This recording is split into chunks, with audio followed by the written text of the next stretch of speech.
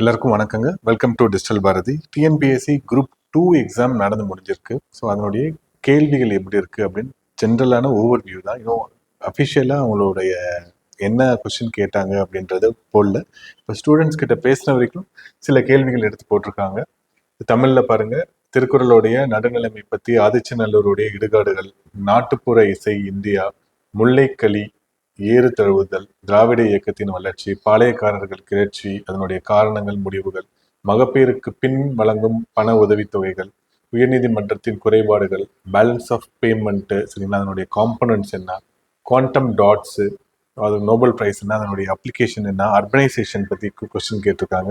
15 மார்க்கில் பார்த்தீங்க அப்படின்னா explain the role of Portuguese in India. சும்மா ஜென்ரலான தான் நான் சொன்னேன். 70% ஸ்கூல் புக்லேருந்து நிறைய கேள்விகள் வந்திருக்கு. ஐஎன்எம்முடைய ரோல் ஆஃப் ப்ரெஸ் வந்து என்னது, commercialisation of agri in British India, வியாபாரமாக்கப்பட்ட இந்திய விவசாயம் எப்படி இருந்தது, சென்ட்ரல் ஸ்டேட் கவர்மெண்ட் எஸ்சிஎஸ்டியோட வெல்ஃபேருக்காக என்ன தராங்க, அப்புறம் பஞ்சாயத்து ராஜ் ஓவர்வியூ கேட்டிருக்காங்க, blockchain beyond currency, citizen charter பற்றி கேட்டிருக்காங்க, மினி கான்ஸ்டியூஷன், ஹைட்ரோ எலக்ட்ரிக் பவருடைய சேலஞ்சஸ் என்ன, நார்தர்ன் பெனின்சுலா ரிவர்ஸ், அதாவது வட மழைகள், வட இந்திய ஆறுகள் மற்றும் தீபகற்ப ஆறுகள் பற்றி, அப்புறம் மில்லட் மிஷன் பற்றி கேட்டிருக்காங்க, ஃபைனான்ஸ் கமிஷன், லேட்டஸ்ட் ஃபைனான்ஸ் கமிஷனுடைய ரெக்கமெண்டேஷன் கேட்டிருக்காங்க, ஏபிஎம்சி சஜஷன் அக்ரி மார்க்கெட்டிங் கேட்டிருக்காங்க, ஆர்டிஃபிஷியல் சீடு ஃபாரஸ்ட்ரி. ஸோ இது மாதிரி கொஸ்டின்லாம் கேட்டிருக்காங்க.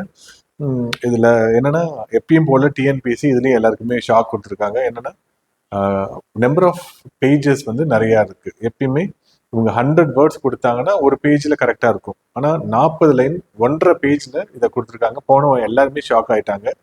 அடுத்து பேப்பருடைய டைமென்ஷன் அகலமாக இருக்குது. A4 சைஸில் இல்லாமல் அன்சைஸில் பெருசாக இருந்திருக்கு. அப்போ நிறையா ஒரு லைன் வந்து நீங்கள் 3 வார்த்தை எழுதி முடிக்க முடியாது. 4-5 வார்த்தை எழுதுனா தான் ஃபில் பண்ண மாதிரி தெரிஞ்சிடும். சரிங்களா? குரூப் 1ல் 10 மார்க், 15 மார்க் இருக்கும். இதில் அதே மாதிரி தான், அதே அளவு கண்டென்ட் தான் எழுதணும். ஆனால் 2 கொஸ்டின் எக்ஸ்ட்ரா இருக்கிறதுனால எல்லாருமே சஃபர் ஆனவங்க. யாருமே கம்ப்ளீட் பண்ண முடியல, ப்ராப்பராக கம்ப்ளீட் பண்ண முடியல. இதில் கம்ப்ளீட் பண்ணவங்க அப்படின்னு பார்த்தீங்கன்னா ஒரு சிலர் தான் இருக்கிறாங்க. இப்போ நாங்கள் விசாரித்த வரைக்குமே ஒரு 15-20 பேர்கிட்ட பேசுனது, சரிங்களா, கம்ப்ளீஷன் ரொம்ப ரொம்ப டஃப்பாக இருந்திருக்கு அப்படின்றாங்க. அப்படின்னு நம்ம கம்ப்ளீட் பண்ணாலும் அந்த கொஸ்டினை வந்து நம்ம ஏதோ ஒப்பேத்துற மாதிரி தான் முடிச்சு வச்சிருக்கிறோம், லைன் விட்டு அப்படின்னு எழுதுறது அப்படின்ட்டு எல்லாருமே போட்டு குழப்பி எடுத்துட்டாங்க. நாங்கள் கூட மாடல் டெஸ்ட்ல 1.5 பேஜுக்கு 10 மார்க் கொடுத்துருந்தோம். 2 பேஜுக்கு தான் நம்ம வந்து 15 மார்க் கொடுத்துருந்தோம். ஆனால் 2.5 பேஜ் 15 மார்க் அப்படின்றது யாருமே எதிர்பார்க்காதது. ஸோ எதிர்பார்க்காததை பாருங்க. அடுத்தடுத்த தேர்வுலையும் டிஎன்பிசி இது மாதிரி எதையாவது ஒன்று பண்ணிக்கிட்டே தான் இருப்பாங்க. இதுல யாரு சர்வைவ் ஆகுறாங்களோ அவங்களுக்கு தான் அரசாங்கத்துடைய பதவி அப்படின்றது கிடைக்கும். லாஸ்ட் டைம் இதனுடைய கட் ஆஃப் எவ்வளவு இருந்தது, அதாவது இந்த 400 போஸ்ட் லெவல் 12 அண்ட் எபோவ் போஸ்டா இருந்தது. இப்ப இதுல வந்து 500 போஸ்ட் போல இருக்கு இல்லைங்களா? அதே அளவு மாதிரிதான் இருக்கு. கட் ஆஃப் வந்து நிறைய வரும். இதுக்கு கிட்டத்தட்ட லாஸ்ட் டைம் வந்து குரூப் 2 போஸ்ட் ஒரு 120 போஸ்ட் தான் இருந்தது. அந்த போஸ்ட்டுக்கு 169 வரைக்கும் கட் ஆஃபா இருந்தது. அதே அந்த குரூப் 2A இருக்கக்கூடிய லெவல் 12 போஸ்ட்டுக்கு 165 164.5 வரைக்கும் 300 மார்க்கு 165 மார்க் எடுத்திருந்தா உங்களுக்கு லெவல் 12 கிடைக்கும். 166.5 165.5 வரைக்கும் எடுத்தவங்களுக்கு கிடைச்சதுங்க. ஸோ அப்போ இந்த டைமும் ரெண்டுத்தையும் கூட்டினீங்கன்னா அதே அளவு 500 போஸ்ட் அப்படின்றது வந்துடும். இப்பயும் அப்படிதான் இருக்கு. ஸோ கட் ஆஃப் வந்து லாஸ்ட் டைம் வந்து 165 இருந்துச்சு. இந்த டைம் எப்படி இருக்கும் அப்படின்றது தெரியல. என்ன ஒரு கஷ்டம் அப்படின்னா அதுல மொத்தமாவே 3 சப்ஜெக்ட் பிளஸ் கரண்ட் அஃபேர்ஸ் அப்படின்னு கொஞ்சம் கேட்டிருந்தாங்க. ஆனா இந்த டைம் வந்து 7 சப்ஜெக்ட் குரூப் 1 படிக்க கண்டென்ட் எல்லாத்தையும் நம்ம குரூப் 2க்கு கொடுத்துருக்காங்க. ரொம்ப ரொம்ப டஃப். 7 சப்ஜெக்டையும் நினைவில் வச்சுட்டு அதை திருப்பி நம்ம எழுதணும். தமிழ் எழுதிட்டு இருக்கிறப்ப நம்ம வந்து எக்கனாமி ஞாபகம் மறந்து போயிடும். எக்கனாமி படிக்கிறப்ப கிரிப்டோ கரன்சி போகும். ஸோ இது மாதிரி நீங்க படிச்ச எல்லாத்தையும் ஆசிட் டெஸ்ட் பண்ணக்கூடிய ஒரு இடமா இந்த டிஎன்பிசியோடைய இந்த தேர்வு இருந்தது. ரொம்ப நல்லதான். ஸோ எவ்வளோக்கு எவ்வளோ ஸ்ட்ரெஸ் பண்ணி இந்த எக்ஸாம்ல சர்வைவ் ஆகிறாங்களோ அவங்க கண்டிப்பா ஒரு நல்ல கவர்மெண்ட் ஆஃபீஸரா இருப்பாங்க. ஸோ இந்த முறை வந்து நீங்க நீண்ட, அதாவது பிலிமினரி எக்ஸாம் முடிஞ்சதுலேருந்து இப்போ வரைக்கும் தொடர் பயிற்சி எடுத்துட்டு இருந்தீங்கன்னா மட்டும்தான் உங்களால் கம்ப்ளீட் பண்ண முடியும் குவாலிட்டி ஆன்சரோட. இல்லைன்னா கண்டிப்பாக கம்ப்ளீட் பண்ண முடியாது. நான் இப்போதான் குரூப் 2A ஃபுல்லாக படிச்சுட்டு அந்த 2 வாரம் கேப்ல தான் படித்தேன் அப்படின்னா ரொம்ப கஷ்டமா இருக்கும். ஸோ கம்ப்ளீஷன் ரொம்ப கஷ்டமா இருக்கும். கண்டென்ட்டும் சில கொஸ்டின்ஸ் அனாலிட்டிக்கலாகவும் கேட்டிருந்தாங்க. அப்படின்றக்கப்ப ரொம்ப சிரமமா இருக்கும். ஸோ நம்ம வச்சோம் ஆல்மோஸ்ட் ஒரு 18-20 டெஸ்ட் போல வச்சோம். அதுலேருந்து ஆல்மோஸ்ட் ஒரு 75-80 கொஸ்டின்ஸ் அப்படியே கேட்டிருக்காங்க. அப்படியே டைரக்டா ஃபினான்ஸ் கமிஷன்ல கடைசி மாடல் டெஸ்ட்ல கேட்டிருந்தோம், அப்படியே எடுத்து கேட்டிருக்காங்க. ஆதிச்சநல்லூர் கேட்டிருந்தோம், கடைசி டெஸ்ட்ல மார்க் டெஸ்ட்ல கேட்டிருந்தோம், அப்படியே எடுத்து கேட்டிருக்காங்க. சரிங்களா? ப்ரெஸ் அப்படியே நிறைய கொஸ்டின்ஸ் வந்து இதுல அப்படி அப்படியே எடுத்து கேட்டிருக்காங்க. ஓகே, பார்ப்போம் எப்படி இருக்குன்ட்டு. நிறைய பேர்ட்டு நம்ம பேசி முடிவு பண்ணிட்டு அதுக்கப்புறம் எப்படி இருக்கும், எப்படி எழுதுனாங்க, கட் ஆஃப் என்ன இருக்கும் அப்படின்றதெல்லாம் நம்ம பார்க்கலாம். ஆனா கூடிய விரைவில் சீக்கிரமாவே இதனுடைய ரிசல்ட் அப்படின்றது போட்டுருவாங்க. இன்னொரு முக்கியமானது, இதுல நிறைய பேர் ஆப்சன்டிஸ் இருந்தாங்க. இப்ப ஒருத்தர் எழுதின கிளாஸ் ரூம்ல 20 பேர் வந்து உட்காரலாம், ஆனா 8 பேர் தான் உட்காந்து எழுதினாங்க. மீதி 12 பேர் வந்து ஆப்சென்ட் ஆயிருக்காங்க அப்படின்னு சொல்றாங்க. ஒரு சில நகரங்கள்ல, மாநகரங்கள்ல மட்டும்தான் இது நடந்துச்சு. சரிங்களா? ஸோ நிறைய இடத்துல காலியான இருக்கைகள் இருந்தது அப்படின்னு சொல்லியிருக்கிறாங்க. 7,000 பேர்ல கிட்டத்தட்ட ஒரு 4,000 பேர் எழுதியிருந்தாவே ரொம்ப பெரிய விஷயமா இருக்கும். டிஎன்பிசி கிட்ட இருந்து அறிவிப்பு வரும், நம்ம பார்ப்போம். ஓகேங்க. ஸோ இது ஃபர்ஸ்ட் வந்து இந்த குரூப் 2 எப்படி எழுதுனாங்க அப்படின்ற டெஸ்கிரிப்டிவ் பேப்பர் பத்தி எல்லாருக்குமே கடைசி கனவு இந்த குரூப் 2 வேலையா இருக்கும். ஒரு இன்டர்வியூ போஸ்ட்ல நம்ம நல்லா டிசிடிஓவோ இல்ல சப் ரெஜிஸ்டரா ஆகணும் அப்படின்றதா இருக்கும். அதுக்காக இதை நம்ம கண்டிப்பா பார்த்து தெரிஞ்சுக்கணும். நம்மளுடைய இறுதி இலக்கு குரூப் 2 இல்ல குரூப் 1 கூட இருக்கலாம். குரூப் 1 குரூப் 2க்கு பெரிய வித்தியாசம் கிடையாது. இப்ப எல்லாமே ஒண்ணுதான். இதுக்கு நீங்க நல்லா படிச்சீங்கன்னா குரூப் 1க்கு நீங்க எலிஜிபிள் தான். ஓகேங்களா? ஸோ இப்ப நம்ம கிட்ட இப்ப டெஸ்ட் பேட்ச் ஃபார் குரூப் 1 நிறைய பேர் வந்து இந்த குரூப் 2 எழுதிட்டு நான் ஜாயின் பண்றேன் அப்படின்னு நிறைய பேர் சொல்லியிருந்தீங்க. குரூப் 1 உடைய டெஸ்ட் பேட்ச் அப்படின்றது போயிட்டு இருக்கு. குரூப் 4 உடைய டெஸ்ட் பேட்ச் அப்படின்றது போயிட்டு இருக்கு. அதே மாதிரி ரெகுலர் பேட்ச் அப்படின்றது நம்ம இப்போ எடுத்துட்டு இருக்கோங்க. ஸோ ரெகுலர் பேட்ச் நீங்க வந்து every weekend Saturday and Sunday weekend batch நடக்குது. ஸோ அதில் நீங்கள் வந்து ஜாயின் பண்ணிக்கோங்க. சரிங்களா? Online offline mode available.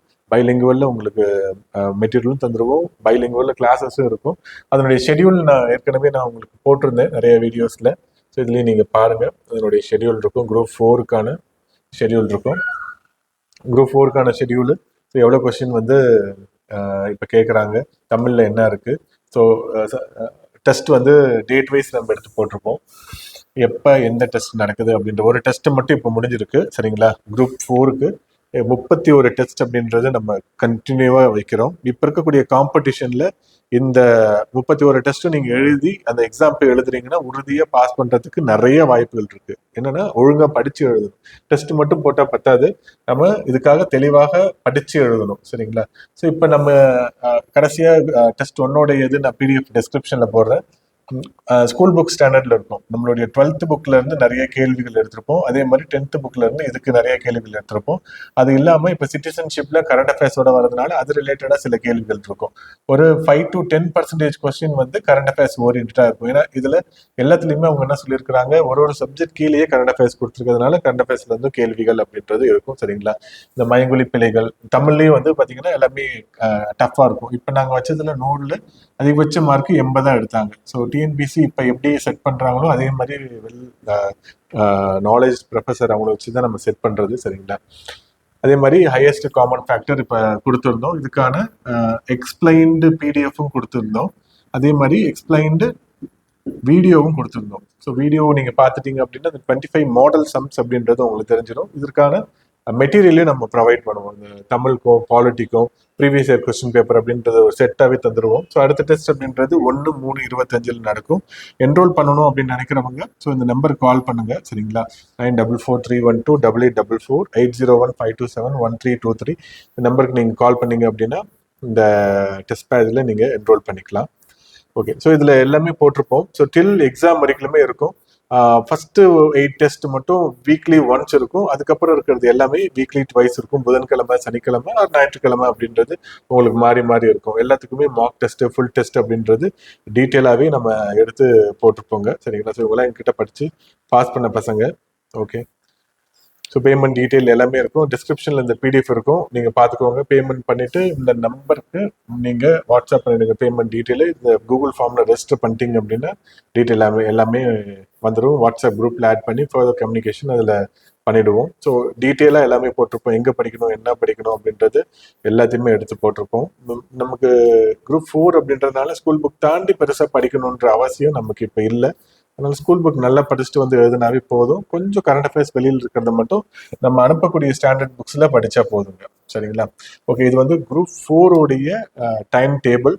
Group 1க்கும் இதே மாதிரி நம்ம போட்டிருப்போம். அதுல இன்ஃபேக்ட் கூட டெஸ்ட் இருக்கும்.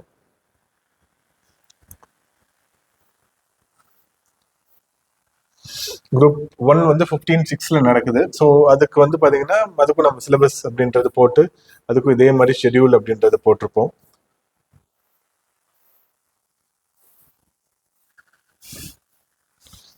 ஸோ ஃபர்ஸ்ட் வந்து லெவல் 1, லெவல் 2, லெவல் 3 அப்படின்ட்டு 3 நம்ம பிரிச்சிருப்போம். ஸோ ஃபர்ஸ்ட் லெவல் வந்து ரொம்ப ஸ்டார்டிங்ல இருக்கக்கூடிய ஸ்கூல் புக் டெஸ்ட் அப்படின்றதுக்கு இருக்கும். ஸ்கூல் புக் வந்து முக்கியமா அப்படின்னா முக்கியம்தான். இப்போ மெயின்ஸ் எழுதுறப்ப அது ரொம்ப முக்கியம். இப்போ பேலன்ஸ் ஆஃப் பேமெண்ட், காம்பனண்ட் அதெல்லாம் ஸ்கூல் புக்ல இருந்து அப்படியே எடுத்து கேட்டிருக்காங்க. பாளையக்காரர்கள் அப்படியே ஸ்கூல் புக்ல இருந்து கேட்டிருக்காங்க. அதை எழுதினாவே போதும். அதை எழுதினாவே நமக்கு 10 மார்க்கு 7 மார்க் அப்படின்றது கிடைச்சிடும். ஸோ அப்போ ஸ்கூல் புக் அப்படின்றது மெயின்ஸ்க்கு ரொம்ப தேவை அப்படின்றதுனால பிலிம்ஸ்ல இதை நம்ம எடுத்திருக்கோம். இல்லை நம்ம இது வரைக்கும் படிச்சதே இல்லை அப்படின்னா கண்டிப்பா படிச்சு நோட்ஸ் எடுத்து வைங்க.